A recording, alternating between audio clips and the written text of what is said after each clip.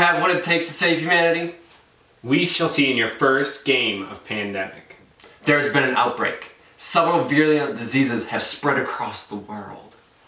You are a research-fighting expert, working with your team to research and discover the cure for all these diseases. Will you step up to the task? Will you work together with your team to find all the cures? Are you gonna step up and cure these diseases? Will you fight to save humanity?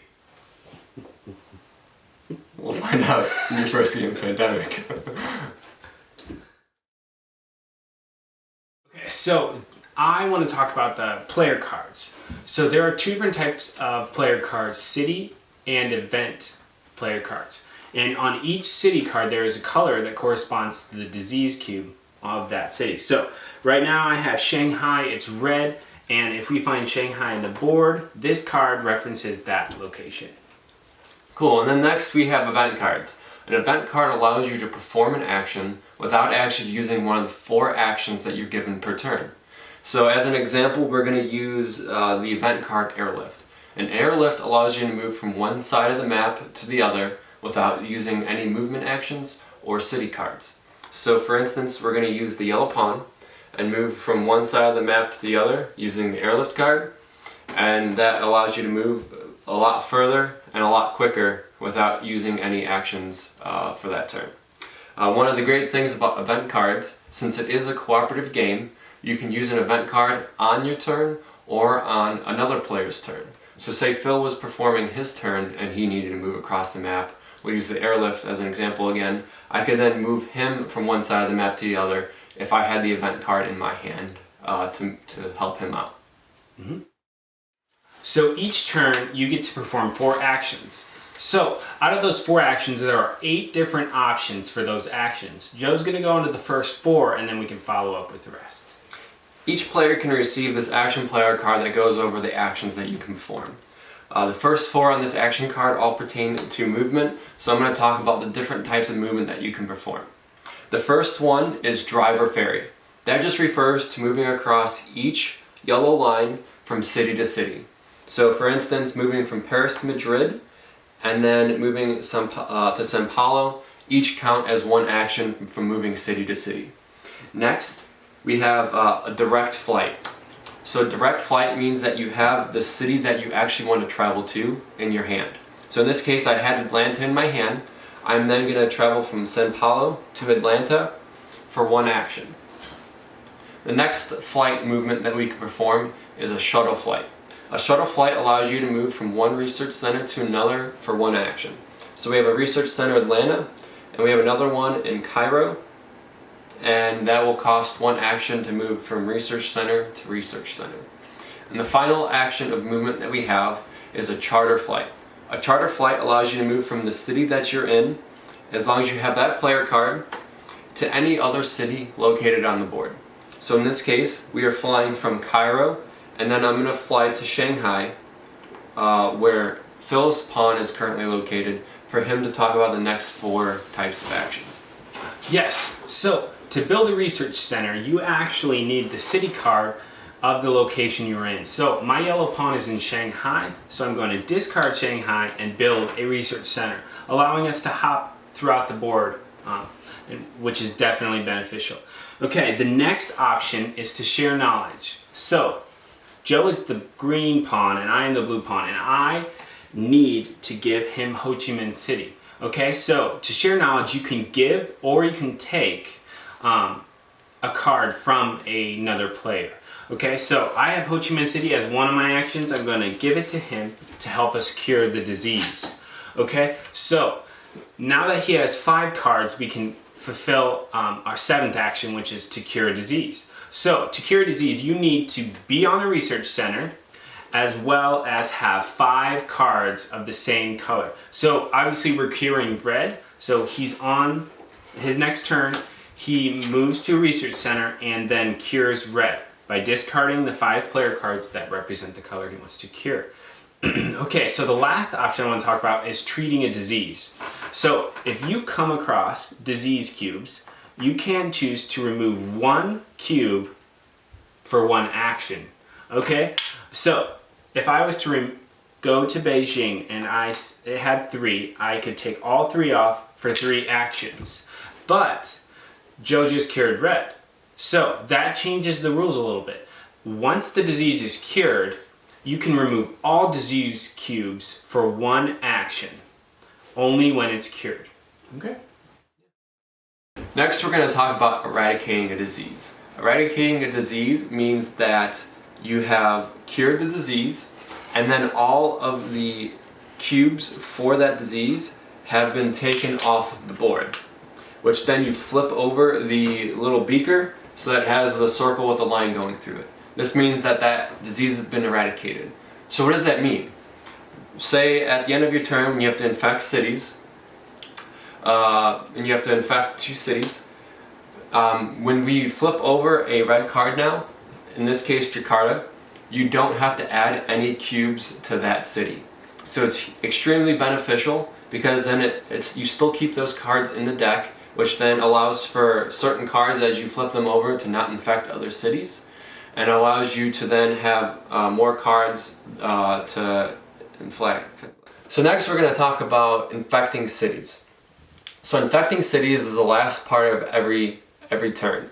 We're going to go over what an example turn looks like here in a second. So to infect cities, you have to first look at the infection rate located underneath the infection cards. In this case, we have an infection rate of 2. So that means that we have to turn over 2 city cards. One being Jakarta, the first one being Jakarta. In our example, we have cured the red disease, so we won't put any cubes on that city. And next, we have Los Angeles. So then we take 1 yellow cube and place it on top of Los Angeles. And that's how you infect cities. Next, we're going to talk about what happens when an epidemic card comes into play. So an epidemic card can be drawn from the player deck, and it luckily has the instructions written directly on the card. So let's go through those right now. 1 is increase. So move the infection rate marker forward 1 space. So that's the infection rate's right below the infection deck. So move that up 1 tick, which the first 3 are all 2. The third and fourth one are an infection rate of 3. And the last one has an infection rate of 4 cards. Next, we infect. So we draw from the bottom of the pile and infect that city. So in this case, we have St. Petersburg. So we take 3 cubes, since it's from an epidemic, and put them on top of St. Petersburg. And finally, intensify, which means we shuffle the cards in the infection discard pile and put them on top of the infection deck. So we take the previously drawn cities from the infection pile and then shuffle them up, give them a quick 1-2, and then put them back on top of the infection pile. So that way, previous cities that have already been drawn can now be drawn again and increase the infection even further and potentially lead to an outbreak. The last thing that we're going to talk about before going into an example of a player's action is going to be outbreaks. An outbreak occurs when a city has to add 1 more cube when it already has 3 cubes on it. The max cubes that you can have per city is only 3 cubes. So in this case, say we have to draw a card and we draw St. Petersburg again, and we would technically have to add a cube to it, but since we're already at the 3 cube limit, we then have an outbreak. So an outbreak means that cubes actually get added to the connecting cities to the city that had an outbreak.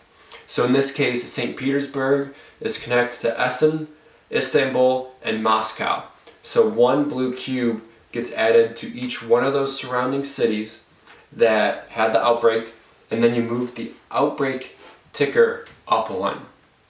Once you have enough outbreaks to the point where you get to the skull and crossbones, that ends in a game over and the disease wins.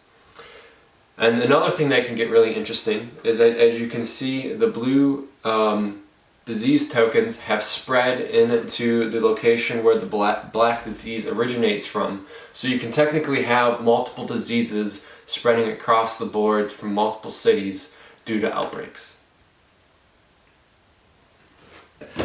Alright, so now we've talked about the different types of player cards, which are the city and event cards. We've talked about the different actions that you can perform, those 8 different types of actions. We've talked about infecting cities. We've talked about what happens to resolve an epidemic card. And finally, we've talked about how to perform an outbreak. So now that we've talked about all those, we want to walk you through what a player's turn may look like. So in this case, I'm going to be the orange pawn, which is the medic. I have 3 black cards, a yellow card, and a red card. Which one of my black cards is Moscow, and with all of this blue disease spreading extremely fast, especially after that outbreak, I want to start taking care of that. And we're actually going to go into the medic's special ability as well. So for one action, I'm going to fly directly to Moscow, and then with my medic's special ability, I get to remove all of the cubes on a certain city for one action. So I'm actually going to move to St. Petersburg for my second action. My third action, I'm going to remove all of the blue cubes. And then for my fourth action, I'm going to be moving closer to that large area of 3 cubes in London. After I've completed all 4 actions, before I draw any cards, for an action what I'm going to do is actually play the event card Forecast, which lets me draw and look and rearrange the top 6 cards of the infection deck, and then put them back in any order. So I'm going to look at the top 6 cards. 2, 3, 4, 5, and 6. And this will potentially allow for me to put a red card on the very top, and then look to see if there's any areas we don't want the disease to spread. So right now there's not really much going on in yellow, so I'm going to put a red one on top since we've eradicated it and it won't spread, and a yellow one since it really won't do too much. I then go to drawing 2 cards from the player cards, which the top one is an epidemic and the next one is a yellow card. So now that I have an epidemic, we have to go through the 3 steps that are identified on the epidemic card, which is increase the infection rate, infect from the bottom of the infection deck, which is Tokyo, so that doesn't affect us since we've already eradicated the red disease, and finally intensify, which means shuffle the infection discard pile and then put it back on top of the deck. So after doing that, we perform the last step of a player's turn, which is infect cities. We then look at the infection rate, which we have an infection rate of 2, and flip over 2 cities. So the first one is San Francisco.